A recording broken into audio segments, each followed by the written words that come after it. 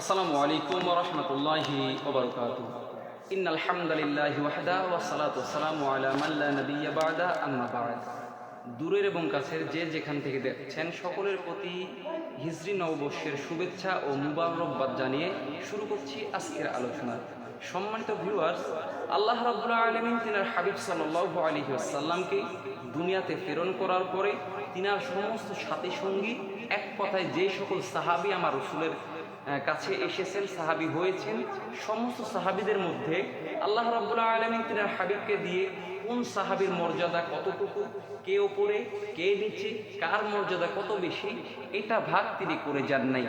যেমনভাবে তিনি বায়াতে রিদওয়ানের মধ্যে যদি দেখা যায়, হযরতে উসমান রাদিয়াল্লাহু তাআলা আনহু সম্পর্কে আমার রাসূল বলেছেন, আমার রাসূল রাখলেন এক হাত, তার উপরে সাহাবীরা রাখলেন হাত, তারপর অন্যান্য সাহাবীরাও হাত রাখলেন, আমার রাসূল উপরে হাত রাখলেন আরেক হাত। সেই সময় বললেন, ওপরের হাত আল্লাহর হাত, নিচের হাত উসমানের হাত। তাহলে এখান থেকে বোঝা যায় উসমান রাদিয়াল্লাহু তাআলা আনহুর শান মান কত। এবং গাদির খুনের মধ্যে আমার রাসূল বলেছিলেন, মান কুনতু মাওলাহু ফাআলিয়্যু মাওলাহু, আমি রাসূল যার মাওলা, আলীও তার মাওলা। এই জায়গা থেকে বোঝা যায় হযরত আলী রাদিয়াল্লাহু তাআলা আনহুর সম্মান কত উঁচুতে রয়েছেন। হযরত উমর সম্পর্কে আমার রাসূল বলেন, আনা খাতামুন নাবিয়্যিন মান লা নাবিয়্যা বা'দা, আমি শেষ নবী, আমার পরে কোনো নবী আসবে না।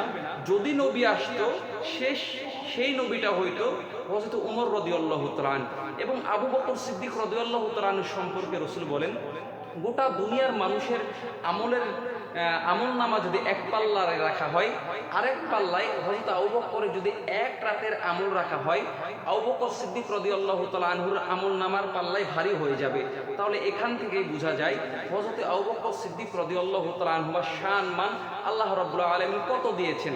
তারপরেও আমার রাসূল কোন সাহাবীকে ভাগ করেন নেই, অমুক সাহাবী এ কোয়ালিটি, অমুক সাহাবী বি কোয়ালিটি, অমুক সাহাবী সি কোয়ালিটি, কার কে ওপরে আছে, এইটা ভাগ করেন নেই।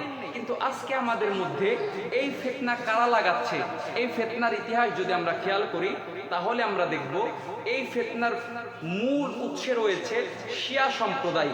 এবং এই মূল উৎসের পাশাপাশি আরও একটা সম্প্রদায় রয়েছে, সেটা হলো ইহুদি নাসারার এজেন্ট হয়ে, দালাল হয়ে যে সমস্ত লামাযহাবী আলেমরা, লামাযহাবী ওয়াইজিনগণ যতজন রয়েছেন, এই লামাযহাবীরা এই ফাটলটা সমস্ত সাধারণ মুসলমানের ঈমান নষ্ট করার জন্য তৈরি করছে।